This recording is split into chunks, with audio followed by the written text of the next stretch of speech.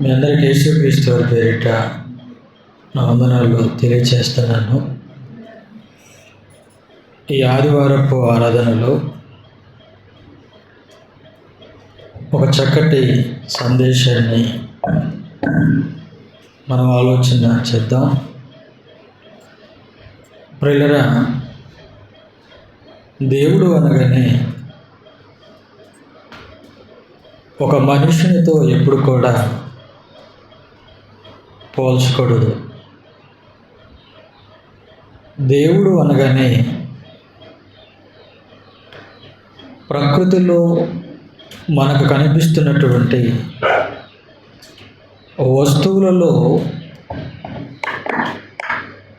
ఏ వస్తువుతో కూడా మనం పోల్చకూడదు. కారణం ఏంటంటే దేవుడు శక్తిమంతుడు. ఆయన మాట చాలా శక్తివంతమైనది. నిజంగా ఒక విషయం చెప్పాలంటే, ఈ తరంలో మనం దేవుడిని తెలుసుకోవడం, ఆయన మాటను నమ్మడం అనేది మనం చేసుకున్నటువంటి అదృష్టం. ఆయన మాటను నమ్మడం మనం చేసుకున్నటువంటి అదృష్టం. ఎందుకంటే ఈ అదృష్టం ఎవరికి దక్కదు. ఎందుకంటే దేవుడు అంటే కనిపిస్తే నమ్ముతారు. ఈరోజు నాస్తికులు కూడా అడుగుతుంది ఏంటంటే, దేవుణ్ణి చూపించండి, మేము నమ్ముతాం. అంటే కనబడితే నమ్ముతావా?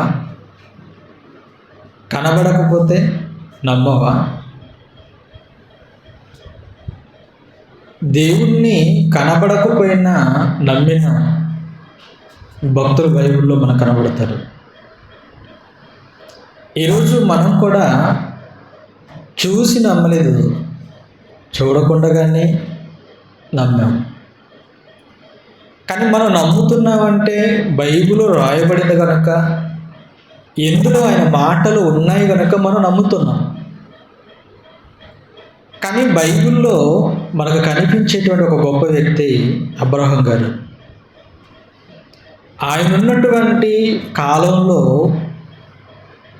ఆయన దేవుణ్ణి నమ్మాడు అన్న మాట మనం చదువుతాం బైబిల్లో. రోమపత్రిక 4:3 అబ్రహాం గారి గురించి పౌలు గారు రోమా సంఘానికి పత్రికను రాస్తూ అబ్రహాముని జ్ఞాపకం చేస్తున్నాడు. అక్కడ ఏమని జ్ఞాపకం చేస్తున్నాడు? బైబిల్లో ఉన్నటువంటి ధర్మశాస్త్రం లేదా లేఖనం ఏమి చెప్పుచున్నది? అబ్రహాము దేవుని నమ్మాడు. ఎప్పుడు నమ్మాడు? అబ్రహాము దేవుని నమ్మే సమయానికి లేదా ఆ కాలానికి, అబ్రహాము దేవుని నమ్మడానికి దేవుని గురించి వ్రాయబడినటువంటి ఏ పుస్తకం ఆ రోజు లేదు, వ్రాయబడలేదు. అంటే దేవుని గురించి అబ్రహాము తెలుసుకోవడానికి తన కోసం అంటూ బైబిల్ లాంటివి ఏ పుస్తకం కూడా, అంటే దేవుని గురించి చెప్పే ఏ పుస్తకము కూడా అప్పటికి ఇంకా రాయబడలేదు. కూడా బైబిల్ రాయబడలేదు కదండి. ఏమైనా ప్రవక్తలు వెళ్ళి ఏమైనా చెప్పారా? అబ్రహాం గారికి ప్రవక్తలు చెప్పినట్టుగా కూడా మనకు కనిపించదు. పోనీ న్యాయాధిపతులు తర్వాత ఎప్పుడో వచ్చారు వాళ్ళు. ఇక అపోస్తలులు అంటే ఎవరు కూడా అబ్రహాముకి చెప్పినటువంటి దాఖనాలు మనకు కనిపించవు. కానీ అబ్రహాము ఎవరు నమ్మాడట? అబ్రహాము దేవుని నమ్మెను. ఎప్పుడు? ఆయన నమ్మడానికి ఆధారము లేని కాలంలో అబ్రహాము దేవుని నమ్మాడు. కానీ ఈరోజు దేవుని నమ్మడానికి 66 పుస్తకాలుగా మన మధ్యలో ఉన్న మనిషి మాత్రం దేవుణ్ణి నమ్మడం లేదు. నిజంగా దేవుణ్ణి నమ్మిన వారిలో ఎంతమంది ఆయన కనబడకపోయినా ఆయన ఉన్నాడని, ఆయనే ఈ విశ్వాన్ని చేశాడని, ఆయనే ప్రతిదినము మన అవసరాలు తీరుస్తున్నాడని ఎంతమంది ఆయన నమ్మిన వారిలో ఆయన గురించి ఆలోచించగలుగుతున్నారు?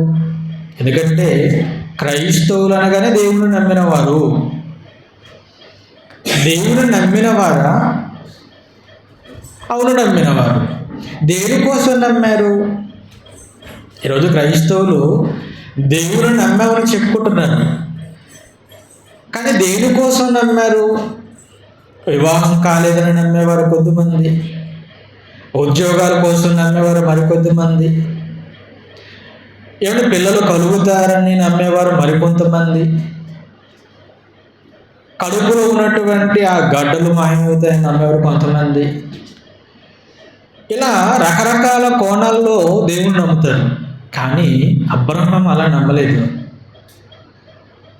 అబ్రహాం చాలా గొప్పవాడు అండి. ఎంత గొప్పవాడో చెప్పమంటారా?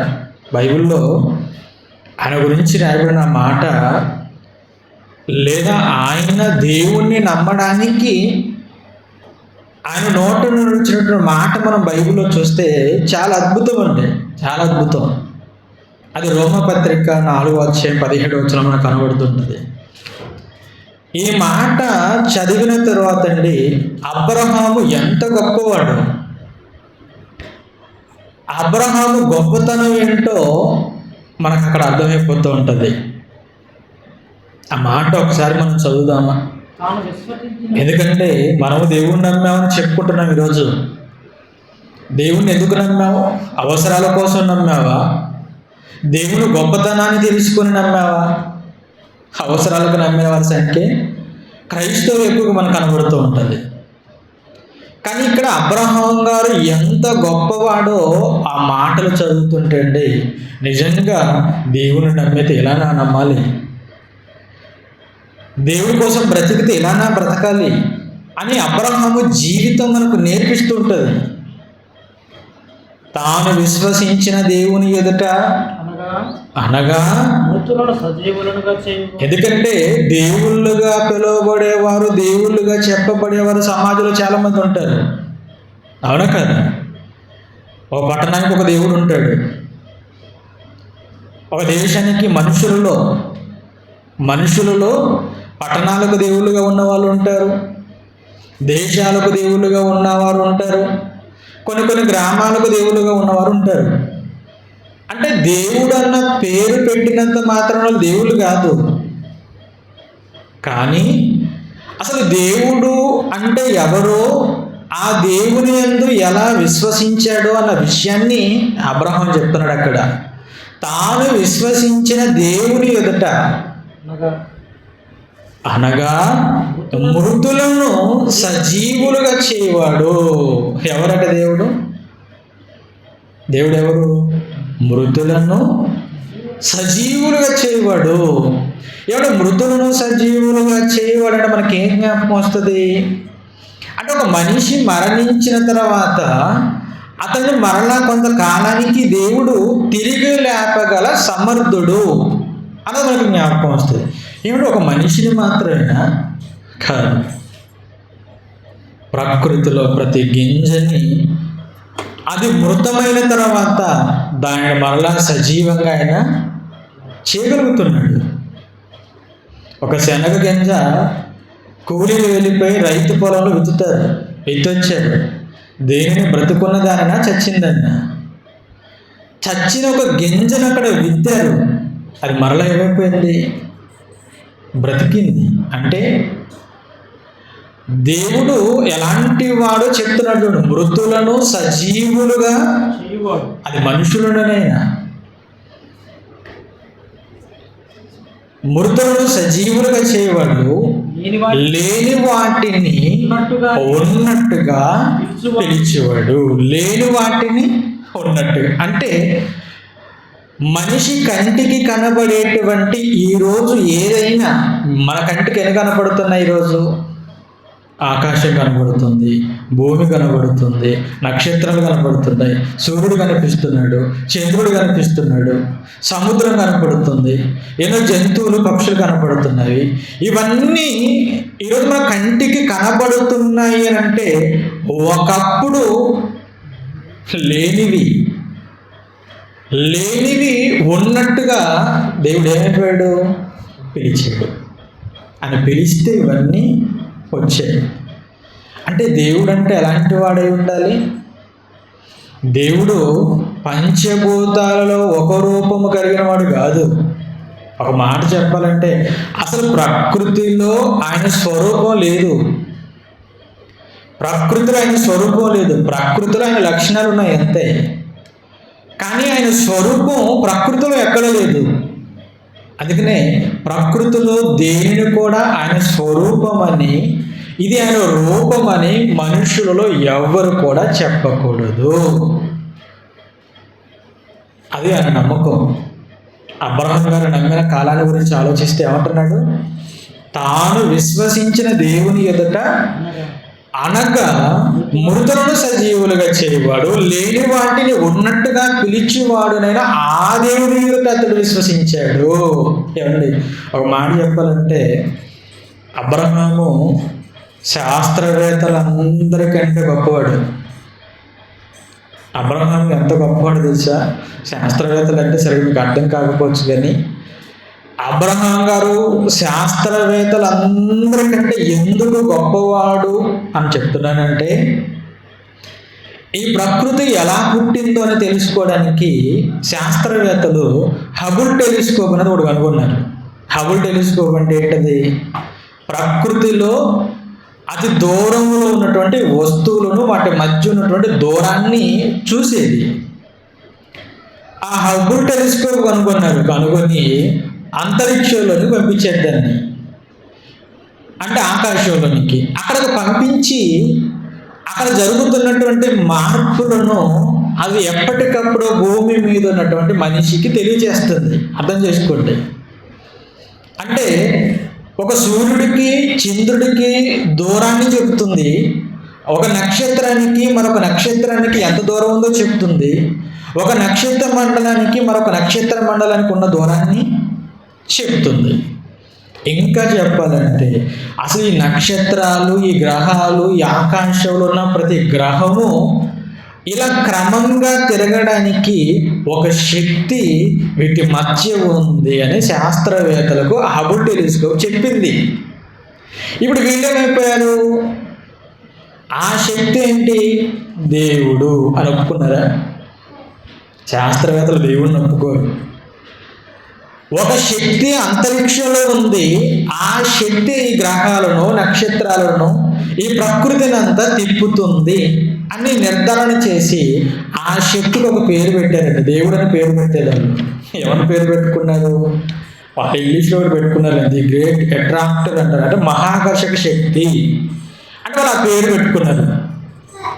అంటే వాస్తవానికి దేవునిగా గుర్తించలేని శాస్త్రవేత్తల కంటే ఇప్పుడు అబ్రహాము గొప్పవాడా కాదా? గొప్పవాడు. ఎందుకు? అబ్రహాం హబుల్ టెలిస్కోప్ కనుక్కొని ఆకాశంలోనికి వెళ్ళి చూడలేదు. ఏది? ఎలా నమ్మాడంటే ఆయన తన కంటికి కనబడుతున్న ఈ ప్రకృతిని చూశాడు, తన కంటికి కనబడుతున్న నక్షత్రాలను చూశాడు, తన కళ్ళ ముందున్న ఈ పంచభూతాలను చూశాడు. చూసి ఏమనుకున్నాడు అప్పుడు? ప్రకృతిలో ఉన్న రూపం ఏది దేవుడు కాదు, కానీ ప్రకృతిని కలిగించిన ఒక ఆయన ఉంటాడు, ఆయన దేవుడు. అది నమ్మాడు ఆయన. ఏమంటే మనం ఎంత ఆలోచిస్తామా? మనం ఆలోచిస్తామా? దేవుడి గురించి ఎప్పుడైనా నేను ఆలోచించుకుంటామో అసలు దేవుడు ఏంటి, ఆయన శక్తి ఏంటి అని ఇన్ని మనం ఆలోచించుకుంటామో చెప్పండి. నిజంగా అబ్రహాము దేవుని మాటకు ఎంత విధేయుడయ్యాడో తెలుసండి, ఎంత లోపడ్డాడో చెప్పమంటారు ఒక విషయాన్ని. అబ్రహాం అంట దేవుని మాటను నమ్మాడట. ఏం నమ్మాడు? ఎవరి మాటని? దేవుని మాటను అబ్రహాము నమ్మాడు. నిజంగా మాట అండి, నమ్మాడు. దేనిని? మాట కనపడుతుందా? మాట కనపడుతుందా? వినపడుతుంది, కనపడదు. మాట వినపడుతుంది, కనపడదు. దేవుడు కనబడడు. అలాంటి దేవుణ్ణి నమ్మడమే కాకుండా ఒక మాట ఆయన నమ్మాడండి అబ్రహాం గారు. ఏం నమ్మాడు తెలుసా అండి? హెబ్రీ పత్రిక 6వ అధ్యాయం 13 నుంచి 15 వచ్చిన వరకు చదువుతుంటే ఏమి నమ్మాడో నిజంగాండి. ఆయన నమ్మకం, ఆయన భక్తి, ఆయన జీవితం మహా అద్భుతం అండి. నిజంగా అబ్రహాం నిజంగా అందరికంటే గొప్పవాడు శాస్త్రవేత్తల కంటే. శాస్త్రవేత్తల్లో చాలామంది ఉన్నారు. శాస్త్రవేత్తల్లో ఎందరో వందలాది మంది శాస్త్రవేత్తలు ఉన్నారు. అందులో ఒక న్యూటన్ ఉన్నాడు, ఒక గెలీలియో ఉన్నాడు, ఒక ఆర్యభట్ట ఉన్నాడు. అంటే వీళ్ళందరూ వీళ్ళందరికంటే ఎందుకు గొప్పవాడు? ఒక స్టీఫెన్ హాకింగ్ అని ఒక ఆయన ఉంటాడు, ఆయనకంటే గొప్పవాడు అబ్రహాం. ఎందుకు? ఆయన ఏమన్నాడు? దేవుడు లేడు అన్నాడు. కానీ అబ్రహాం ఏమన్నాడు? దేవుడు ఉన్నాడు. ఆయన ఉండడమే కాదు, కనబడని వాటిని కనబడే వాటిగా చేశాడు. అంటే ఒకప్పుడు లేని వాటిని ఇప్పుడు ఉన్న వాటిగా పిలిచాడు. ఇప్పుడు ఎవరు గొప్పవారు? స్టీఫెన్ హాకింగ్ గొప్పవాడా? అబ్రహాం గొప్పవాడా? అబ్రహామే గొప్పవాడు. ఎందుకంటే అబ్రహాం విశ్వాసం అది. ఇక్కడ చెప్తున్నాడు అబ్రహాం గురించి. ఏమని చెప్తున్నాడు చూడండి దేవుడు. హెబ్రీ పత్రిక 6వ అధ్యాయం 13వ వచనం నుంచి మనం చదువుతుంటే ఏమంటున్నాడు?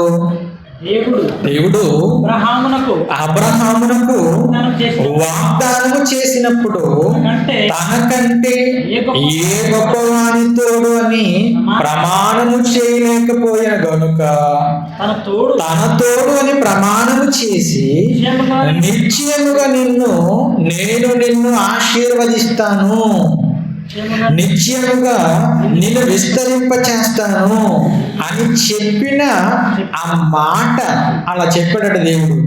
అలా చెప్పిన మాటను అబ్రహాం ఏం చేశాడట? ఏమి నమ్మాడు? ఏ మాట నమ్మాడు? దేవుడు అబ్రహాం వయసు అప్పటికి 75 సంవత్సరాలు.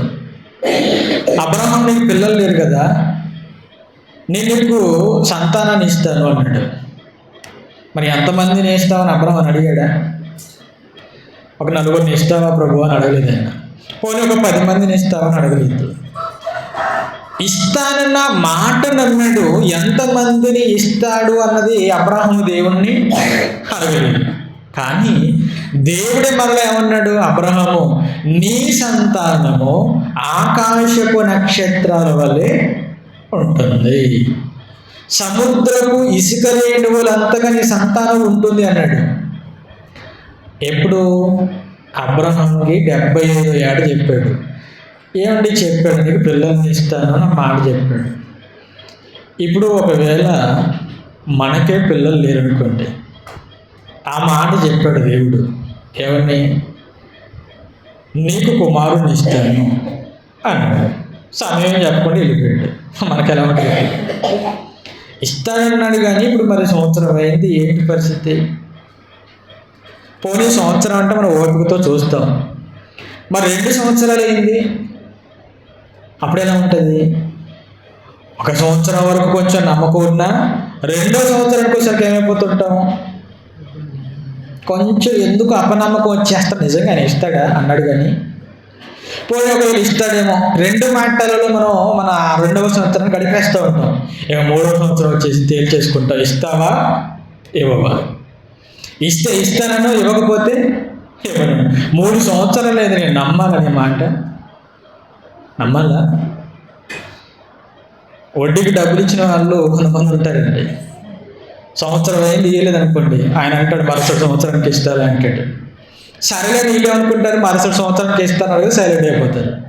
పోనీ మరుసటి సంవత్సరానికి ఇవ్వకపోతే పరిస్థితి ఏంటి? అప్పుడు మనం ఏమంటాం? వెళ్ళిపోయి అసలు నీ మీద నాకు నమ్మకం పోయింది, నమ్మకం లేదంటాం. 5 సంవత్సరాలకి ఒక మనిషి మాట మరొక సంవత్సరానికి మనం నమ్మలేకపోతున్నాం. కనబడే మనిషి మాటే మనం 1 సంవత్సరానికి నమ్మలేకపోతే, కనబడని దేవుడు అబ్రహాముతో చెప్పిన మాట ఏంటి? నీకు సంతానాన్ని ఇస్తాను అన్న మాట ఎప్పటి వరకు నమ్మాడు ఆయన? ఎప్పటి వరకు? ఇస్సాకు పుట్టేంత వరకు. అంటే ఇంచుమించుగా 25 సంవత్సరాల మాట నమ్మాడు. మనం నమ్ముతామా? పోనీ క్రైస్తవం నమ్ముతుందా? మనిషి నమ్ముతాడా? నమ్మడు. కానీ అబ్రహాము మాట నమ్మిడట. ఏ మాట? దేవుని మాట నమ్మాడు. దేవుని మాట నమ్మాడు. ఏమండి, ఎంత ఆ మాట నమ్మాడు అంటే అప్పుడప్పుడు మనం కూడా చెప్తుంటాం, నా పిల్లల్ని చాలా నమ్ముతానండి అంటారు. నా భార్యని చాలా నమ్ముతాను, నా భర్తని చాలా నమ్ముతాను. ఆ మాట నిజంగా ఏ పాపము చేయకుండా, ఏ తప్పు చేయకుండా నా ఆటంకపరుస్తుంటుంది, అంటే ఆపుతుంటుంది. ఎప్పుడైనా మనం అంటామండి ఆ మాట పిల్లలతో, చాలా నమ్మారు అంటారా? అనాలి. ఎందుకంటే పిల్లల భవిష్యత్తు బాగుంటుంది. అంటే ఒకరి మీద ఒకరు నమ్మకాలు ఉండాలి. ఇక్కడ దేవుడు మాటను అబ్రహాము నమ్మాను అన్నాడు. నమ్మినట్టుగా దేవుడు ఇచ్చాడండి. ఎప్పుడు? 25 సంవత్సరాలకు ఇచ్చాడు బాగానే ఉంది. ఇచ్చిన తర్వాత మళ్ళీ ఏమన్నాడు? పెంచుకో అన్నాడా? లేదేమన్నాడు? అబ్రహామా అని పిలిచాడు. ఏంటి ప్రభువా? ఏమీ లేదు, ఒక చిన్న విషయం అన్నాడు. ఏంటి ఆ చిన్న విషయం అన్నాడు? నీకు కొడుకుని ఇస్తానని వాగ్దానం చేశాను 75 ఏట. అవును చేసావు. ఆ మాట నువ్వు నమ్మాను అన్నట్టుగా ఇచ్చావు. ఇప్పుడు ఏంటి ప్రభువా? ఏం లేదు, నీకు ఇచ్చిన కొడుకు నాకు మళ్ళీ తిరిగి బలిస్తావా అన్నాడు. ఏమంటే ఎలా ఉంటుంది చెప్పండి? నీకు ఇచ్చిన కొడుకుని తిరిగి మరణ కోసం బలిస్తావా అంటే ఏమైనా మాట్లాడాడండి అబ్రహాము అక్కడ? ఏమైనా మాట్లాడా? ఒక్క మాటన్నా ఏమీ అనలేదండి. ఎందుకు? ఆయన దేవుని మాటను నమ్ముతాడు. నమ్మడు కనుక ఓకే ప్రభు అన్నాడు. ఓకే, నువ్వు అన్నట్టు నేను ఇస్తాను. అయితే ఒక పని చేయి, కొండ మీదకి వెళ్ళాడు. కొండ మీదకి తీసుకెళ్ళాడు. అనగానే పాపం కొడుకుని తీసుకున్నాడు, కట్టెలు తీసుకున్నాడు, కత్తి తీసుకున్నాడు. ఎక్కడికి వెళ్ళిపోతున్నాడు? ఎక్కడికి? బలి ఇవ్వడానికి వెళ్తున్నాడు. ఎవరిని? గొర్రెనా మేకనా? కొడుకుని. దేవుడు అడిగాడు కనుక నేను ఇవ్వాలి. దేవుడు నేను ఇస్తాను, దేవుడు నాకు ఇచ్చాడు, నేను తిరిగి దేవునికి ఇవ్వాలి అనుకుని బయలుదేరాడంటే అలా బయలుదేరుతూ కొండెక్కాడు. కొడుకు ఏమనుకుంటున్నాడు పాపం? ఇస్సాకు అనుకుంటున్నాడు, మా నాన్న బలి ఇవ్వడానికి వెళ్తున్నాడు. ఏం బలి ఇవ్వడానికి వెళ్తున్నాడు? ఏమి ఇవ్వడానికి వెళ్తున్నాడు? ఇస్సాకు తెలుసా? అమ్మాయి ఇప్పుడు ఏం తెలియదండి. తండ్రితో పాటు అలా కట్టెలు పట్టుకొని వెళ్ళిపోయాడు. తండ్రి కట్టెలు పేరుస్తుంటే అలా చూస్తున్నాడు. కట్టెలు అందిస్తున్నాడు. కట్టెలు పేరుస్తుంటే ఆ కట్టెలన్నీ పేర్చిన తర్వాత అబ్రహాముతో అంటున్నాడు కొడుకు, ఏమని? కట్టెలు పేర్చాం నాయన, మరి బలి పెట్టడానికి బలి పశువు ఏది అనగానే దేవుడు నిజంగా ఎంత పరీక్ష పెట్టాడు అబ్రహాంకి. బలి పెట్టడానికి బలి పశువు ఏది అనగానే ఏమంటే ఒక్కసారిగా అబ్రహాం ఎలా అయిపోయి ఉంటాడు ఆలోచించండి. ఎలా అంటాడు? ఎలా ఆలోచించుకుని ఉంటాడు? ఎంత బాధపడి ఉంటాడు అబ్రహాం. ఏమన్నా మన పిల్లలు హాస్పిటల్లో ఉన్నారనుకోండి, మన పిల్లలు హాస్పిటల్లో ఉన్నారు. హాస్పిటల్లో ఉండి ఒక రోగం చేతనో వ్యాధి చేతనో చావు బ్రతుకుల మధ్య కొట్టుమెట్టాడుతున్నప్పుడు మన పిల్లలను మనం చూస్తూ ఎలా ఉంటాం? ఆనందంగా ఉంటామా? ఆనందంగా ఉంటారండి. అన్నం తినలేము, స్నానం చేయలేము, తలదూకోలేము, సరిగ్గా తినలేము. ఎందుకు? కొడుకు అంత బాధల్లో ఉంటే మనం ఎలాంటి సుఖంగా ఉండగలం అని అంటాం, ఆలోచిస్తాం. అబ్రహాముకు ఆ మాట చెప్పిన నాటి నుండి అబ్రహాము ఎలా సుఖంగా ఉంటాడు చెప్పండి? ఎంత బాధపడుతుంటాడు లోన. అయినా దేవునికి ఇచ్చిన మాట మాత్రం వెనక తీయడానికి అవకాశం లేదు. ఆసుపత్రిలో కొడుకు లేదా కూతురు ఆ బెడ్ మీద ఉండి ఆ నరక యాత్ర పడుతుంటే చూసి తట్టుకోలేని తల్లిదండ్రులు మనకు కనబడుతుంటారు. అప్పుడు వాళ్ళు మంచం మీద ఉండి మన అమ్మ అని నాన్న అని పిలిచినప్పుడు మన గుండె ఏమైపోతుంటుందండి? మన కళ్ళ నిండా కొడుకు ఆ బాధలో కూడా నాన్న అని పిలుస్తున్నాడంటే కళ్ళ నిండా నీళ్ళు తిరుగుతూ ఉంటాయి. మరి కొడుకు కట్టెల మీద పడుకోక మునుపు నానా గొర్రె పెళ్ళేది అంటే అబ్రహాము కంటి నిండా ఏమొచ్చుంటాయి? ఏడ్చుంటాడు. నాన్న గొర్రె పిల్ల లేదు, ఆ గొర్రె పిల్ల ఎవరో కాదు నువ్వే. అని తన 2 చేతులతో కొడుకునెత్తుకొని కట్టెల మీద పడుకోబెట్టి తన చేతిలో ఉన్న కత్తి పైకెత్తాడంటే ఎంత నమ్మకం అండి దేవుని మీద. మాట నమ్మాడు. ఏమన్నాడు? ఏ మాట నమ్మాడు? దేవుని మాట నమ్మాడండి ఆయన. అంటే దేవుని మాట నమ్మితే అంత విధేయుడిగా బ్రతకాల దేవుడి కోసం. అవును, అంతేనండి. మనం నమ్ముతాం, మనం నమ్మాం, మనకి ఎంత నమ్మకం దేవుడు అంటే ఎంత విధేయత మనకి. నమ్ముతున్నామా? మీరు ఆలోచించండి. దేవుడి కొరకు నమ్మకంగా ఆయన మాటకు లోబడి ఒక అబ్రహాములాగా మనం బ్రతకగలుగుతున్నామా? ఆలోచించండి. మనం కొడుకుని అడిగాడా? కొడుకుని అడిగితే మరుసటి వారానికి చర్చికి వస్తామా? దేవుడు నాకు కళ్ళు రాత్రి దర్శనంలో వచ్చాడు, మన కొడుకుని బలిగా ఏమంటున్నాడు అని చెప్పేసి నేనే మిమ్మల్ని ఎవరు అన్నాను అనుకోండి, వచ్చేవారు పరిస్థితి ఏంటి చెప్పండి? మీరు మాత్రం వస్తారు, పిల్లలు మాత్రం రారు. ఎందుకు రారు? ఇదేంటండి, దేవుడు కొడుకును బలి ఇవ్వమని అడిగాడట అని ఏదేదో మనం అనుకుంటుంటాం కదా. కానీ అబ్రహాం చూడండి, నమ్మాడు. మనల్ని కొడుకుని అడగలేదు, మన కుమార్తెను అడగలేదు, మన ఇంటిని రాసి ఇవ్వమని లేదు. ఏమన్నా రాసి ఇవ్వన్నాడా? ఏమన్నా దేవుడు కనుక ఇంటిని రాసినట్టు ఎంతమంది రాసిస్తారు చెప్పండి? ఎంతమంది రాసిస్తారా? మన ఇల్లు ఆయనకి ఎందుకండి? మన ఇల్లు ఆయనకు అవసరమా? కాదు. మనం సజీవులంగా ఆయన మాట నమ్మాలి. ఆయన మాటను మనం నమ్మితే చాలు. ఆయన నమ్మితే చాలు, మనం కూడా గొప్ప వాళ్ళం అవుతాం. మనం కూడా శాస్త్రవేత్తల కంటే గొప్ప వాళ్ళం అవుతాం. ఎప్పుడు మనమంటే రాయబడిన మాటలు చూస్తానని నమ్ముతున్నాం. అబ్రహాము నమ్మడానికి ఏ పుస్తకం లేదు కదా మరి ఆ రోజు. అబ్రహాముకు చెప్పడానికి ఏ ప్రవక్త లేడు కదా. అలాంటి కాలంలో నమ్మాడు. మనం ఉన్నటువంటి ఈ కాలంలో బైబిల్లోని ఈ మాటలను మనకు వినబడే ప్రతి మాట మనం విని దానికి లోబడుతున్నావా? మీరు ఆలోచించండి. దేవుని మాటకు లోబడతామంటే మనం దేవుని మాటకు మనం లోబడ్డామా? అప్పుడప్పుడు కొంచెం మనం ఏమైనా దేవుని మాటను తిరస్కరించి ఆయనకు అవిధేయులుగా కనపడుతున్నాం అంటే అవిధేయులుగా అక్కడక్కడ కనపడుతుంటాం. అవునా? అబ్రహాం అంత విశ్వాసం కలిగి ఉంటామా? కొంచెం కష్టం. కానీ ఆయన మాటను నమ్మాలట. ఆయన ఏమన్నాడు? నీకు పరలోకం ఇస్తాను అన్నాడు. నమ్మావా మాట? నీకు పరలోకం ఇస్తాను, నీ జీవితాన్ని నాకు ఇవ్వు అన్నాడు ఆయన. ఇచ్చావా ఆయనకి జీవితాన్ని? ఇచ్చారండి. ఒక్కసారి మన జీవితాన్ని ఆయనకి ఇచ్చామా? ఆయన మన జీవితానికి ఆయనకి ఇవ్వడం అంటే అర్థం తెలుసా? భక్తిగా ఉండడం. అంటే భక్తి అనే ఆయుధం చేత మన జీవితాన్ని దేవుడికి ఇవ్వడం. భక్తి అనే ఆయుధం చేత మన జీవితాన్ని ఆయనకి ఇవ్వాలి. వివాహానికి ముందు ఒక కన్యక, ఒక స్త్రీ భర్తకు ఎలా బానిస అవుతుంది? దేనివల్ల బానిస అవుతుంది చెప్పండి? తాళిబొట్టు వలన తన భర్తకి ఏమేమైపోతుంటుంది? బానిస అయిపోతుంది. అంటే పని చేయడానికి భర్తకు అప్పగించుకుంది. తన ఆలోచనలు, తన శరీరాన్ని, తన మనసుని అన్నిటినీ భర్తకు అంకితం చేసుకుంది. అది వివాహం అంటారు. నేను దేవుని కోసం అంకితం చేసుకున్నాను అనే భక్తి. భక్తి అనేది దేవుడికి అంకితం చేసుకునేది ఉందా చెప్పండి? భక్తి ఉందా?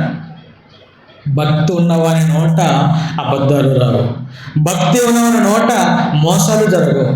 భక్తి ఉన్నవాని ఇంట ఏ తప్పుడు, ఏ కపటము కనిపించదు. అన్నీ కనబడుతున్నాయంటే. భక్తుడైతే నోట బూతులు వస్తున్నాయంటే ఉందా నా భక్తి? మరి ఆలోచించండి, ఉందా? భక్తి ఎంతమందికి ఉంటుంది ఆలోచించండి. ఇలా మనం ఆలోచించుకుంటూ పోతే భక్తి అనేది మనకుంటే అబద్ధాలు మాట్లాడకూడదు, బూతులు మాట్లాడకూడదు, మోసం చేయకూడదు అన్న ఇవన్నీ మనం ఒక్కొక్కసారి మనం ఆలోచించుకుంటూ వెళ్ళిపోతుంటే అసలు మనం భక్తులుగా ఉన్నామా లేదన్నది మనకు అర్థం అవుతుంటుంది. ఇక మన పరిస్థితి ఎలా ఉంటే పక్కన ఉన్నటువంటి క్రైస్తవ పరిస్థితి ఏంటి? నిజంగా దేవుని మాటను నమ్మి అబ్రహాం తన జీవితం అంతా తనకు వచ్చిన ఎన్నో సమస్యలు కూడా ఎక్కడ కృంగిపోకుండా దేవుని కోసం బ్రతకగలిగాడే. ఆయన భక్తి జీవితం ఎంత గొప్పది అంటే దేనిని బట్టి ఎంత గొప్పవాడాడు అబ్రహాం. దేనిని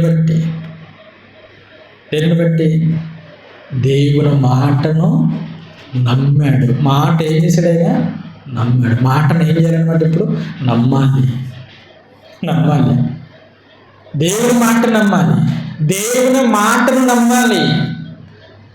దేవుని మాట విషయంలో ఎక్కడ కూడా మనం అనుమానించి నమ్మకూడదు. నమ్మాలి. దేవుడు పరలోకాన్ని ఇస్తానన్నాడు, నమ్ము. అది నమ్మాలి. ఎవరైనా పరలోకం కనపడలేదు కానీ కనపడితే నమ్ముతానంటే నువ్వు పోతావు అంతే. కనబడకపోయినా నేను నమ్ముతానండి, దేవుడు నాకు చెప్పిన మాట ప్రకారం నేను బ్రతుకుతాను. ఒక అబ్రహాము అన్నాడు, నేను నమ్ముతాను అని. అబ్రహాముతో పోల్చుకుని మన జీవితాన్ని బ్రతకగలిగితే చాలా బాగుంటుంది. చాలా ఆశ్చర్యమైన కార్యాలు మనం చూడగలుగుతాం దేవుడి కొరకు నమ్మకంగా అబ్రహాములో బ్రతికినప్పుడు. ఎందుకంటే దేవుని మాట నమ్మకపోతే చాలా ప్రమాదం. ఇందాక మీకు వాక్యపట్నం చదివించాను కదా, అది చాలా ఉందని మీకు చదివించాను. ఇప్పుడు మీకు అర్థమవుతుంది అది. ఆ 2వ రాజుల గ్రంథం 6వ అధ్యాయంలో 24వ వచనం నుంచి చివరి వచనం వరకు అక్కడ ఉన్నటువంటి సందర్భాన్ని జ్ఞాపకం చేస్తాను. సోమురు అనే పట్టణం సిరియలో వచ్చేసి దాన్ని ముట్టడి వేస్తారు. అంటే దానిపై దాడి చేయడానికి ముట్టడి వేస్తారు. ఏ పట్టణం పైన? షోమ్రోన్ అనే పట్టణం పైన. అంటే ఆ రోజు వాళ్ళు ముట్టడి వేసినందుకు కొన్ని దినాల వరకు ఆ ప్రాంతానికి లేదా ఆ పట్టణానికి రావాల్సినటువంటి సిరి సంపదలు లేదా ఆహార పదార్థాలు ఏది కూడా ఆ పట్టణంలోనికి రాకుండా నిలిపివేశారు. వీళ్ళు బయటకు పోవడానికి వీల్లేదు, బయట ఉన్న వాళ్ళు లోనకు రావడానికి వీల్లేదు. భయంకరమైన క్షామం, అంటే ఒక కరువు లాంటిది అని చెప్పలేదు, భయంకరమైన కరువు. ఎందుకంటే ఈ రోజు ఉన్నట్టుగా ఇంటింటికి నల్లాలు లేవు. ఆ రోజు నీళ్లు కావాలంటే వాళ్ళు ఉన్నటువంటి పట్టణం విడిచి ఎక్కడో పొలాలలో చేలలోనికి వెళ్ళి బావి దగ్గర నుంచి నీళ్లు తెచ్చుకోవాలి. ఆ రోజు మనకు బైబిల్లో సమరయ స్త్రీ కనపడుతుంది. ఆమె ఊళ్ళో నీళ్ళు చేరుకోలేదు. ఎక్కడికి వెళ్ళింది? ఊరు బయటికి వెళ్ళిపోయి ఆ బావి దగ్గర నీళ్ళు చేరుకోవడానికి వెళ్ళింది. అంటే ఊరికి అవతల. అక్కడ వరకు ఎందుకు? మన ఊర్లో మాత్రానికి ఒక 15 సంవత్సరాలకు వెనుక వెళితే మన ఊర్లో కూడా ఎక్కడికి వెళ్ళేవారు? నీళ్ళ కోసం ఎక్కడో బయటికి వెళ్ళేవాళ్ళు, ఏదో బావి దగ్గరికి. అంటే ఆ రోజు ఉన్నటువంటి పరిస్థితులు అవి. ఇప్పుడు నీళ్లు లేవు, షోమ్రోను పట్టణంలో నీళ్లు లేవు, తినడానికి ఆహారం లేదు. ఒకవేళ తిందాము అని అనుకుంటే ఒక గాడిద తల ఎంతంట కాస్ట్? రేట్ ఎంత? ఒక గాడిద తల 80 రూపాయలు. ఎప్పుడు? ఎన్ని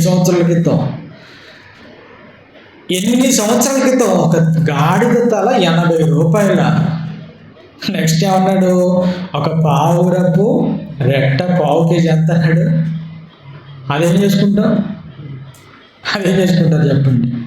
పావురపు రెట్ట ఏం చేసుకుంటారు చెప్పమంటారా? పావురము విడిచినటువంటి దానిని నీళ్ళు పెట్టి శుభ్రంగా కడుక్కుంటే అందులో గింజలు వెళ్తాయి. తెలుసా మీకు? పక్షులు ఏం తింటాయి? ఆ మర్రి గింజలు, మరొక చెట్టు గింజలు ఏదో తింటాయి. అవి తిన్న వాటిని పావురము కడుపులు అరగదు మొత్తం. అదేమైపోతుంది? ఆ గింజలు అలాగనే విడిచిపెడుతుంది. వాటిని శుభ్రంగా కడుక్కొని తినాలి. ఇప్పుడు పరిస్థితులు అది. అలాంటి భయంకరమైన క్షామము ఆ పట్టణంలో. ఇంకా భయంకరమైనది ఏంటంటే 2 స్త్రీలు మాట్లాడుకుంటున్నారు. ఏమని? ఇదిగో ఇంత ఆకలితో మనం ఉండిపోయాం కదా, ఒక పని చేద్దాం. నీకు ఒక బిడ్డ ఉంది, నాకు ఒక బిడ్డ ఉంది. ఈరోజు నీ బిడ్డను వండుకొని మనం తినేద్దాం, రేపు నా బిడ్డను వండుకొని తినేద్దాం అని మాట్లాడుకున్నారు. ఒక బిడ్డను ఏం చేసుకున్నారు? అప్పటికే వండుకొని తినేశారు. ఏమండి ఎంత భయంకరమైన కరువు లాంటిది చూడండి. బిడ్డను వండుకొని తల్లే తిన్నదంటే ఎంత భయంకరమైన కరువు అది. వీరిద్దరి మధ్యన జరుగుతున్న సంభాషణ ఆ గోడ మీద వెళ్తున్నటువంటి రాజు ఉన్నాడు. ఏంటమ్మా అన్నాడు. నిన్నటి దినాన నా బిడ్డను వండుకొని తినేసాం రాజా. మరి ఈరోజు తన బిడ్డను వండుకొని తిందామని చెప్పింది, కానీ దాచేసింది అనగానే పాపం రాజు మాటిని తన బట్టలను చింపేసుకున్నాడు. ఏంటి భయంకరమైన పరిస్థితి, ఏంటి ఇంత భయంకరంగా కరువు లాంటిది నా పట్టణానికి వచ్చేసింది ఏంటి అని బట్టలు చింపుకొని ఏడుస్తూ ఏంటి అర్థం కాక ఎలీషా యొక్క తలను తీసేయాలనుకున్నాడు. ఎలీషా అంటే ఎవరు తెలుసా? ఎలీషా ఎవరు? ప్రవక్త. ఎలాగైనా ఎలీషాని చంపివేయాలి అనుకున్నాడు. అనుకుని బయలుదేరి ఎలీషా దగ్గరికి వెళ్ళిన తర్వాత 7వ అధ్యాయం ప్రారంభోత్సవంలో ఏం చెప్తున్నాడో అది ఇప్పుడు చదువుతాం. రాజులు 2వ గ్రంథం 7వ అధ్యాయం ప్రారంభవచనం నుంచి చూస్తుంటే, అప్పుడు ఎలీషా రాజుతో ఇట్లా నేను యెహోవా మాట ఆలకించు. ఏం ఆలోచించాలి? యెహోవా మాట ఆలకించు. దేవుడు సెలవిచ్చినదేమనగా, రేపు ఈ వేళకు షోమ్రోను ద్వారమందు రూపాయి ఒక్కంటికి ఒక మానిక సన్నని పిండి, రూపాయి ఒక్కంటికి 2 మానికల యవలను అమ్మబడతాయి అన్నాడు. ఎంత కఠినమైన కరువు మధ్య రేపటికే, ఎప్పటికట్ట మరలా తెల్లవారితే ఏమొచ్చేస్తుంది అన్నాడు దేవుడు. మళ్ళీ రేపటికే మీ పట్టణంలో, మీ పట్టణపు ద్వారము దగ్గర 1 రూపాయికి సన్నని పిండి మానిక, అదే రూపాయికి 2 మానికల యవ్వలు అమ్మబడతాయి అన్నాడు. అలా దేవుడు ఆ మాటలు చెప్తుంటే కింద ఏం చేస్తున్నాడు చూడండి ఒకడు. అందుకు ఎవని చేతి మీద రాజు అనుకొని ఉండెనో ఆ అధిపతి యెహోవా ఆకాశమందు కిటికీలు తెరిచినను అలాగూ జరుగునా. ఏంటి? దేవుడే ఉన్నాడు, రేపటికి ఈ వేళకు నీ పట్టణం అంతా ధాన్యాలతో సమృద్ధిగా ఉంటుంది, మీ ఆకలి తీరుతుంది, కరువు ఉండదు అని అన్నాడు. ఈడేమంటున్నాడు అధిపతి ఏమన్నాడు? ఏంటి రేపటికేనా? అసలు ఆ దేవుడు ఆకాశపు తూములు తీసినా, అంటే కిటికీలు తెరిచినా రేపటికి ఎలా జరుగుతుందా? నాకు నమ్మశక్యం లేదా అన్న మాట అన్నాడు. ఎవరి మాట నమ్మలేదు? ఇప్పుడు ఎవరి మాట నమ్మలేదు? దేవుని మాటను అధిపతి నమ్మాడా? నమ్మలేదు. ఏమన్నాడు? దేవుడు ఆకాశపు కిటికీలు తెలిసేలా జరగదన్నాడు. వెళ్ళిపోతూ ఏమని చెప్తున్నాడు? కిందకి వచ్చేసరికి ఇంకో మాట అంటాడు. ఆ దైవజనుడికి ప్రత్యుత్తరమీయగా అతడు నీవు కన్నులారా దాన్ని చూచేదవు కానీ దాన్ని తినకుందు అని అతనితో చెప్పేశాడు. నువ్వు చూస్తావు, రేపు ఇలానే జరుగుతుంది, నువ్వు చూస్తావు, కానీ దాన్ని అనుభవించలేవు అన్నాడు అని వెళ్ళిపోయింది. ఇప్పుడు మరి దేవుని మాట ఏమైపోవాలి? నెరవేరాలి వద్దా? రేపటికే నెరవేరాలి. ఇప్పుడు ఏం జరుగుతుందో చూస్తారా ఒకసారి? ఎందుకంటే అప్పటికే ఈ సిరియనులు ఈ పట్టణానికి రావలసినటువంటి ప్రతి ఆహార వస్తువులన్నిటినీ వాళ్ళ దగ్గర దాచేసుకున్నారు. రోడ్డు బయట అన్నీ వాళ్ళ దగ్గర ఉండిపోయాయి. అప్పుడు వాళ్ళ దగ్గర ఉన్నటువంటివన్నీ పట్టణానికి రావాలంటే దేవుడు ఏదో ఒకటి చేయాలి. ఎవరి ద్వారా చేయాలి? ఎవరి ద్వారా? మరలా మనుషుల ద్వారానే చేయించాలి. అప్పుడు ఈ షోమ్రోనుకి ఆ పట్టణంలో ఊరు బయట ఉన్నటువంటి కుష్టి రోగులు అంటే ఒక 4 ఊరు బయట ఉంటారు. కుష్టి రోగులు అంటే ఆ రోజులు ఎక్కడ ఉంచేవాళ్ళు? ఎక్కడో ఊరు బయట ఉంచేవాళ్ళు. అక్కడ ఉన్నారు ఈ 4 అనుకున్నారు. ఏమని మాట్లాడుకుంటారు ఈ 4? మరే మన ఊరు బయట ఉన్నాం, ఇప్పుడు ఒకవేళ మన ఊర్లో బయట కాదనుకుని ఊర్లోకి వెళ్ళినా పట్టణానికి వెళ్ళినా అక్కడ క్షేమములు అక్కడ చచ్చిపోతాము. ఆ చావేందో సిరియనుల దండులోకి వెళ్ళి ఎక్కడ చచ్చిపోదాం, అక్కడ తినేసి చచ్చిపోదాం అనుకుని 4 నిర్ణయం తీసుకుని వెళ్ళాడు. ఎక్కడికి? సిరియనుల దగ్గరికి వెళ్ళిపోతున్నారు. ఈ సిరియనులు ఎక్కడున్నారు? షోమ్రోను పట్టణానికి బయట ఉన్నారు. వీళ్ళు వెళ్ళేసరికి నిజంగా వీళ్ళు వెళితే వీళ్ళని కూడా చంపేస్తారు. కానీ దేవుడు చేసినటువంటి ఒక గొప్ప ఆశ్చర్యం తెలుసా? వీళ్ళు వెళ్ళే టయానికి ముందుగా రాత్రి సంధ్య చీకటి అవుతుంది. ఈ సిరియను శత్రువులంతా పట్టణానికి బయట ఉన్నారు. అప్పుడు దేవుడు ఏం కలిగజేశాడు తెలుసండి? 6వ వచనంలో, 7వ అధ్యాయం 6వ వచనంలో, యెహోవా రథముల ధ్వనియు, గుర్రముల ధ్వనియు, గొప్ప సమూహముల ధ్వనియు సిరియనుల దండుకు వినబడినట్లుగా చేయగా, వారు మన మీదికి వచ్చుటకై ఇశ్రాయేలు రాజు హిత్తీల రాజుకు ఐగుప్తీయుల రాజుకు బత్తెనిచ్చి ఉన్నాడని సిరియనులు ఒకరితో ఒకడు చెప్పుకొని, మన మీదకి యుద్ధ సైన్యం వచ్చేస్తుంది, మనం ఇక బ్రతకం అనుకొని కట్టు బట్టలు కూడా వదిలిపెట్టి పరారైపోయారంతా సిరియనులంతా. ఎప్పుడు ఇదంతా సందేశి ఇక్కడ అందరూ పారిపోయారండి. ఏమైనా యుద్ధానికి వెళ్ళారా? వీళ్ళు చోటులో ఉన్న వాళ్ళు ఎక్కడ ఇంట్లో కూర్చున్నవాడు అక్కడే ఉన్నాడు. కానీ యుద్ధ రథాలు వస్తున్నాయని ఒక శబ్దం దేవుడు వినిపించాడు అంతే. అందరు ఇటులకు పరా. ఇప్పుడు ఆ దాచబడిన పిండి, ఆ యావులు అవన్నీ అక్కడే ఉన్నాయి. ఈ కుష్ఠరోగులు వెళ్ళేసరికి అక్కడ సిరియను శత్రువులు ఎవరు లేరు. అప్పుడు ఈ విషయాన్ని వెళ్ళిపోయి వెంటనే రాజుకు చెప్పారు. రాజు వెంటనే ఒక 5గురిని పంపించాడు. చూసారు, ఎవరు లేరు. అప్పుడు ఆ షోమ్రోనులో ఉన్న వాళ్ళందరూ చెప్పుకొని అందరూ వెళ్ళిపోయి వాళ్ళని దోచుకొని వాళ్ళ దగ్గర ఉన్నటువంటి ఆహార వస్తువులన్నిటినీ తెచ్చుకున్నారు. ఇప్పుడు తెచ్చుకున్న తర్వాత ఏం జరుగుతుంది? 16వ వచనంలో, 16వ వచనంలో, జనులు బయలుదేరి సిరియనుల దండుపేటలను దోచుకునేది. కాబట్టి యెహోవా మాట చొప్పున రూపాయి ఒక్కంటికి ఒక మాణిక సన్నని పిండియు 2 మాణికల యవలును అమ్మబడేను. అమ్మబడ్డాయా? రాజు ఏమన్నాడు?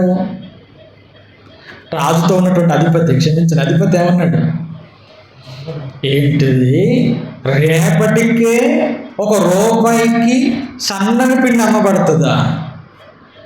ఇది 1 రూపాయికి 2 మాణికలు ఎవరు అమ్మబడతాయా? ఇది మాకు నమ్మశక్యంగా లేదు అని అనగానే దేవుడు ఏమన్నాడు అప్పుడు ప్రవక్త చేత? వాడు చూస్తాడు, వాడు అందుడోడు. ఎవరాడు? కన్నులుండి దేవుని ఆలోచన చూడలేని వాడు అందుడోడు. వాడు ఒక మాట చెప్పన్నాడు, వాడు రేపు ఇదంతా చూస్తాడు కానీ వాడు మాత్రం అది అనుభవించలేడు అన్నాడు. అనేసరికి కిందికి వచ్చేసరికి ఏం జరిగింది?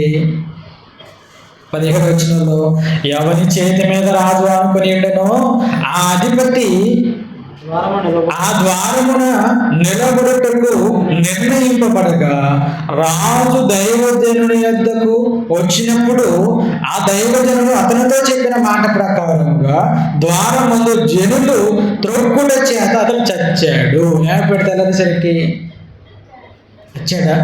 ఎందుకు చచ్చాడు? ఈ అధిపతి ఎందుకు చచ్చాడు చెప్పండి? ఒకే ఒక కారణం. ఏంటది? దేవుని మాట నమ్మలేదు. ఏంటంటే ఆయన మాట నమ్మకపోతే చంపేస్తాడా? చంపుతాడు. మరి మన పరిస్థితి ఏంటి? మనం ఎన్ని మాటలు నమ్మడం లేదు, ఎన్నో వింటున్నాం. ఎన్ని నమ్ముతున్నారు చెప్పండి? ఎన్ని నమ్ముతున్నారు? అన్ని నమ్ముతున్నారా? ఏమన్నా ఇప్పటి వరకు మేము చాలా విన్నామండి, విన్నవన్నీ మేము నమ్ముతున్నాం, నమ్మడమే కాదు ఆయనకి విధేయులుగా బ్రతుకుతున్నాం అని అనగలమా? అన్నీ నమ్ముతున్నారండి. దేవుడు ఒక మాట అన్నాడు బైబిల్లో, ముందుగా ఆయనకి ఇచ్చి ప్రతిఫలము పొందగోరిన వాడు ఎవడని ఒక మాట చెప్తాడు రోమపత్రికలో. చూస్తారా? మాట చూపిస్తాను, ఒకసారి చూద్దాం. రోమపత్రిక 11వ అధ్యాయం చివరిలో చెప్తాడు ఆ మాట. ఏమని తెలుసా? ముందుగా ఆయనకిచ్చి ప్రతిఫలము పొందగోరిన వాడు. ఆ మాట చాలా బాగుంటుందండి. 35వ వచనం చూడండి. 35వ వచనంలో, రోమపత్రిక 11వ అధ్యాయం 35వ వచనంలో, ముందుగా ఆయనకిచ్చి ప్రతిఫలము పొందగలవాడెవడు అన్నాడు. ముందుగా ఆయనకిచ్చి ఏం పొందాలట? ప్రతిఫలం. నేను ఒక మాట అడుగుతాను, ఎంతమంది నమ్ముతారు ఈ మాట మీలో?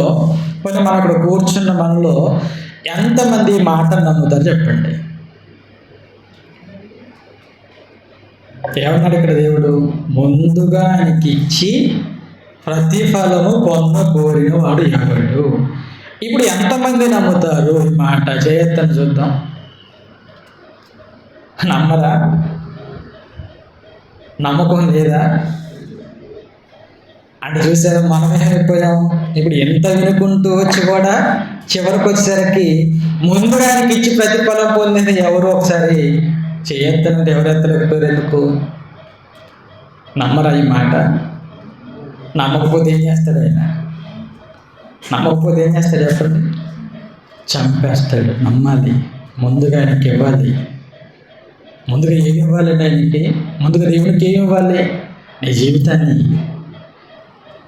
నీకు ఇచ్చినటువంటి 60 ఏళ్ళ ఈ శరీర జీవితాన్ని నువ్వు బాప్తిస్మం తీసుకున్న తర్వాత ఆయనకు అంకితం చేయి. జీవితం చేసావా? ఈ జీవితాన్ని దేవుడికి అంకితం చేశారా? నీ ఆలోచన దేవుడికి అంకితం అయిపోయాయా?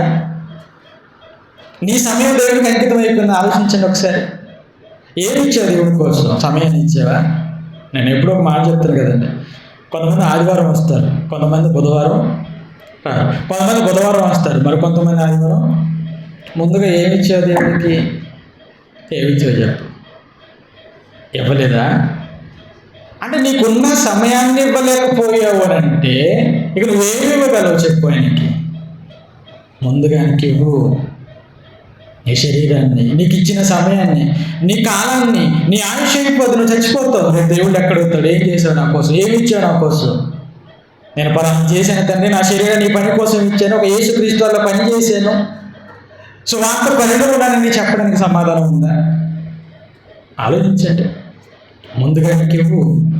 ఇస్తున్నావు ఆయనకి? నీ సంపాదన ఇవ్వగలుగుతున్నావు? ఆలోచించండి. నీకు ఇచ్చినటువంటి, లేదా నువ్వు నీ శరీరం ద్వారా నువ్వు సంపాదించినటువంటి నీ కష్టాన్ని దేవుడి పనికి ఇవ్వగలుగుతున్నారా? ఏమైనా కొన్ని మందిరాలు చూస్తూ ఉంటాం, అంటే వాక్యం ఏమీ అర్థం కాలేదని చెప్పడానికి. ఒక చోట వాక్యం చెప్పడానికి వెళ్ళానండి. నేను వెళ్ళింది కూడా చాలా దూరం, కారు వేసుకొని పోయాను. అక్కడ పోయిన తర్వాత వాక్యం చెప్పిన తర్వాత, ఎందుకంటే ఎవరైనా ఒక సేవకుడు వచ్చారంటే కానుక ఇస్తారు కదా. అక్కడ ఆయన ఇచ్చిన కానుక ఎంత చెప్పమంటారా? మీ బుర్ర తిరిగిపోద్ది. 22 రూపాయలు ఇచ్చిందండి. ఎంత? నేను వెళ్ళింది చాలా దూరం. నేను అక్కడికి వెళ్ళడానికి నేను డీజిల్ కొట్టించుకొని వెళ్ళింది, పెట్రోల్ కొట్టించుకొని వెళ్ళింది సుమారుగా 600. ఆయన నాకు ఇచ్చిందంతా 20 డజన్ అట్టు పండ్లు వస్తాయా? రావు. పోనీ ఒక డజన్ యాపిల్ పండ్లు వస్తాయా? రావు. ఏమొస్తుంది చెప్పమంటారంటే ఒక వాటర్ బాటిల్ వస్తుంది అంతే, ఇంకేమి. అంటే ఆయన నాకు ఏమి ఇచ్చాడో నాకు ఇచ్చినట్టు కాదు. ఎందుకంటే నా పేరిట వచ్చిన వాడు గిన్నెడు చన్నీళ్ళు ఇస్తే ప్రతిఫలం పోదన్నాడు. వాక్యం చెప్పడానికి ఎంత దూరం వస్తే 22 రూపాయలు ఇచ్చాను. నేను అప్పుడు అన్నాను, సేవ కోసం మీరు ఉపయోగించుకున్నాను. మరి ఏం చేయాలి? అంటే దేవుడి కోసం ఏమి ఇవ్వగలుగుతున్నాడు? ఏమి లేదు. అంటే ఇంకా కొన్ని మందిరాలకు వెళ్ళిపోతాయండి, గిన్నెలు ఇంట్లో కింద పడి టాంగ్ అన్నట్టుగా ఆ కానుకలు పెట్టేప్పుడు గల్లాగురు మొత్తం టంగు టంగు టంగు మోగుతూ ఉంటుంది. ఎందుకు అంటే ఎవరు కూడా నోట్లు తేలిదన్నమాట. ఏం తెచ్చారు? ఆ బిల్లలేసే ఇట్లా అనుకుంటుంది, ఏదో ప్రపంచాన్ని అంతా తీసుకొచ్చి అందులో వేసినట్టుగా. ఏం వేసావు? బిల్లలా? ఎందుకై చెప్పు? కొంతమంది వేస్తారండి 10 రూపాయల బిల్ల, అది చెల్లదు, అందులో వేస్తారు. కొంతమంది మరి ఎక్కడ దొరుకుతున్నాయి వాళ్ళకి. ఈ మధ్యకాలంలో ఒక చూశాను, 10 రూపాయల బిల్ల కనపడిందండి. దేంట్లో? ఎక్కడ దొరుకుంటాయి వాళ్ళకి? వీళ్ళు ఆదివారం వేద్దామని దాచుకుని ఉంటారు ఎప్పటి నుంచో. అంటే దేవుడికి ఏమి ఇచ్చామన్నమాట? చల్లనివేమో దేవునికి, చెల్లేవేమో మనకి. అంతేనే కదా? ఇదేనా దేవుడికి ఇవ్వడం అంటే? దేవుడికి ఏమి ఇచ్చా చెప్పు? ఏమన్నా దేవుని కోసం నేను ఒక అబ్రహాములా ఒక గొప్ప త్యాగాన్ని చేశానని ఒకసారి చెప్పండి చూద్దాం. ఉందా? ఏమని చెప్పండి? ఏమంటే మన అవసరాలు తీర్చుకోవద్దని దేవుడు ఎక్కడ చెప్పలేదు. మన అవసరాలు తీర్చుకుంటూనే దేవుని కార్యక్రమాలలో మీరు సంపాదించిన దానిలో దేవునికి ప్రతిఫలంగా ఇవ్వండి. నాకు ఊరకనే ఇవ్వద్దు అన్నాడు. ఆయన ఎంత ఇస్తానన్నాడు? ఎంత ఇస్తానన్నాడు చెప్పండి? మీరు 10 ఇస్తే ఆయన ఎంత ఇస్తానన్నాడు? 100 రెట్లు అన్నాడు. అంటే మనం 10 ఇస్తే ఎంత? 1000 రూపాయలు ఇస్తాడు. 1000 ఇంటూ మళ్ళీ పక్కన 10 ఎంత? 1010 రూపాయలు ఇస్తాడండి 10 ఇస్తేనే.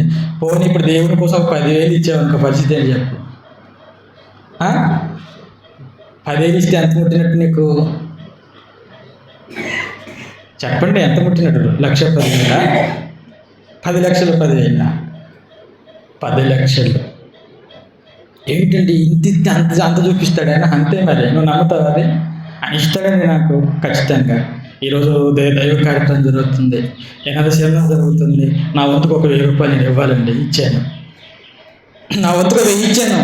అంటే ఇప్పుడు 1000 దేనికి ఇచ్చావు? దైవ కార్యక్రమానికి ఇచ్చావు. నీ అకౌంట్లో ఎంత పడింది? 1000 రూపాయలు పెట్టి గ్యాస్ నింపించుకోండి, మళ్ళీ తిరిగి 500 మీ అకౌంట్లో పడతాయి అంటాడు. 500 మళ్ళీ ఏమైపోతాయి? తిరిగి 500 పడతాయి. మనం కట్టింది ఎంత? 1000, అందులో సగం పోయింది. కానీ ఇక్కడ దేవుడికి ఇస్తే నువ్వు 1000 ఇచ్చావనుకో, ఎంత ఇస్తాను? 1,00,000 ఇస్తాను. అంటే మన అకౌంట్లో చూసుకోవాలన్నమాట. అమ్మాయి ఇవాళ ఎంత పడ్డాయి? 1,00,000 పడ్డాయి. నమ్ముతామండి ఇవన్నీ మనం. ఇవన్నీ మనం నమ్ముతాం. చెప్పండి, ముందుగా దేవుడికి ఇవ్వాలట, ఇష్టం తిరిగి మనకి ఇస్తాడట. ఇది ఎంత సాధ్యమయ్యే పనినా అని మనం ఆ మాట నమ్మకపోతే మనకి ఏది అయినా ఇవ్వడు. ఇస్తాడా? నిజంగా అండి, మనం మాట నమ్మాలి. నాకు చాలా ఇష్టమైన మాట అది.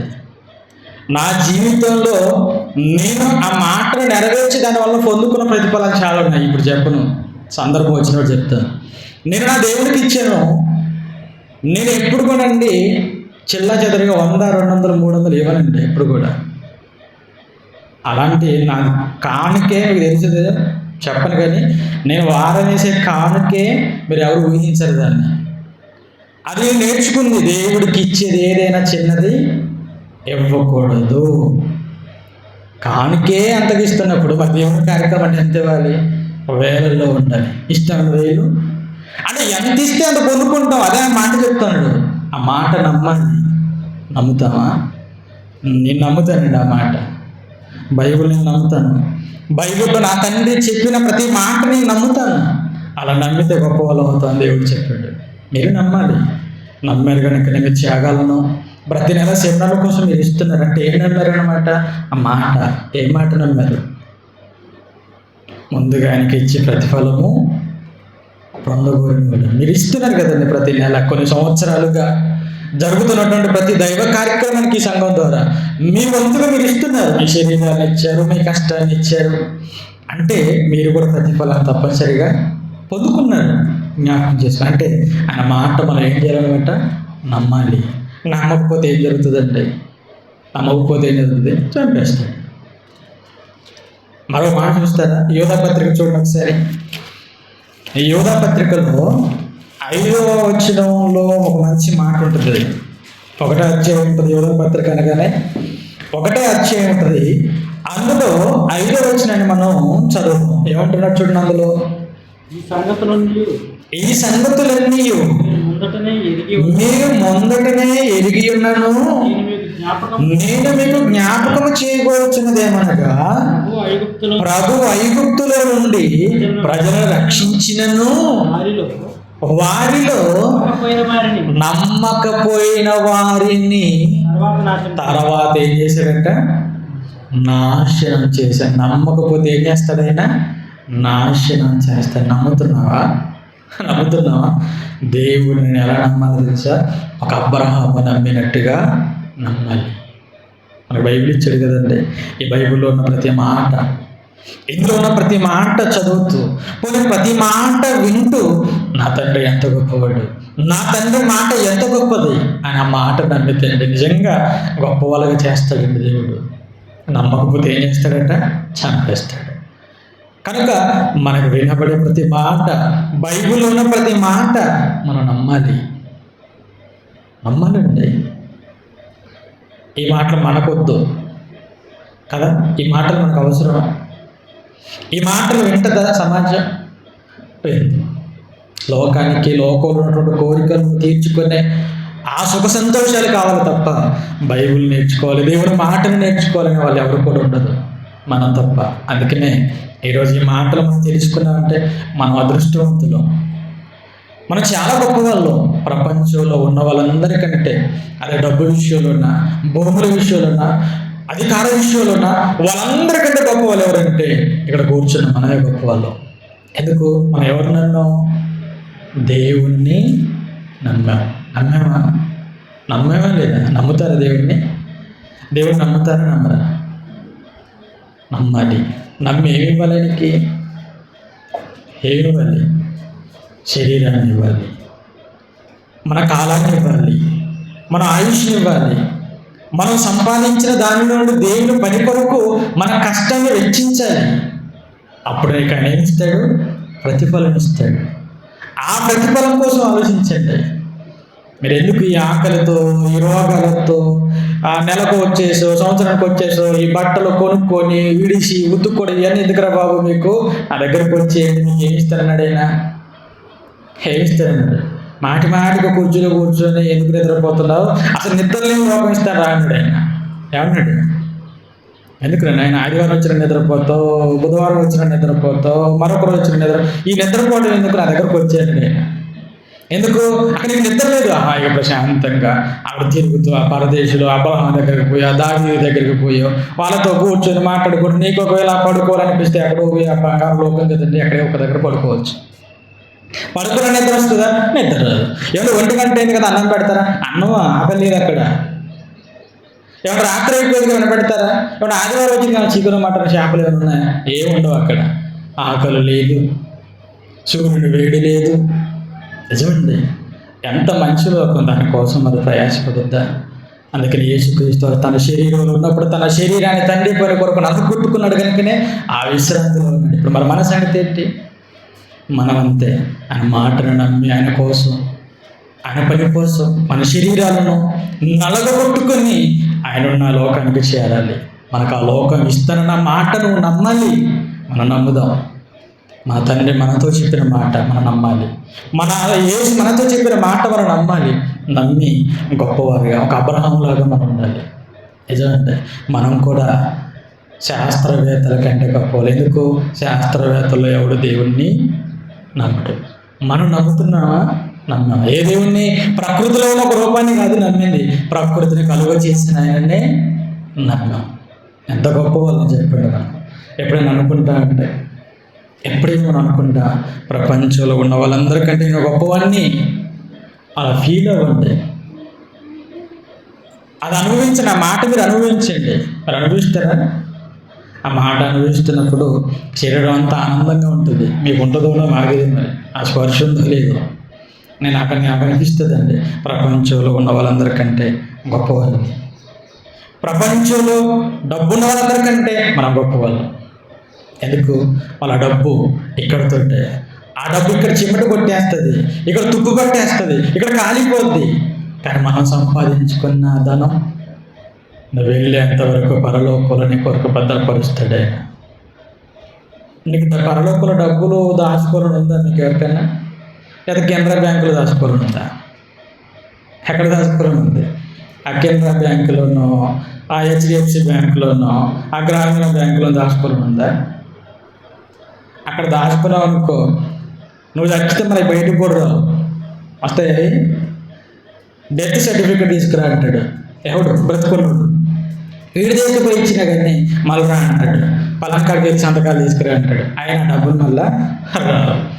అదే ఆ డబ్బులు నీ పేరు మీద పరలోకంలో దాచుకున్నావు అనుకో, అది ఎలా ఉంటుంది? నిజంగా అండి, ఆ లోకాన్ని గురించి మాట్లాడుతుంటే చాలా ఆనందంగా ఉంటుంది, చదువుతుంటే ఆనందంగా ఉంటుంది, వింటుంటే ఆనందంగా ఉంటుంది. అందుకని మాటను నమ్ముదాం. అబ్రహాం నమ్మాడట. ఎవరిని? నమ్మాడు అబ్రహాం? ఆయన మాట, దేవుని నోటి నుండి వచ్చే ప్రతి మాటను నమ్మాడు. మనం నమ్ముదాం. అపనమ్మకొద్దు.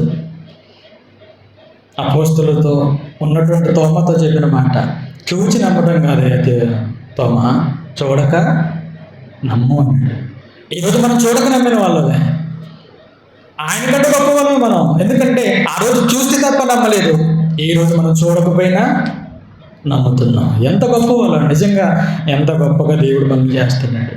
మనం గొప్పవాళ్ళం, చాలా గొప్పవాళ్ళం, చాలా ఉన్నతమైన వాళ్ళం, దేవుని పిల్లలు, దేవుని స్వరూపం కలిగిన ఆయన బిడ్డలు.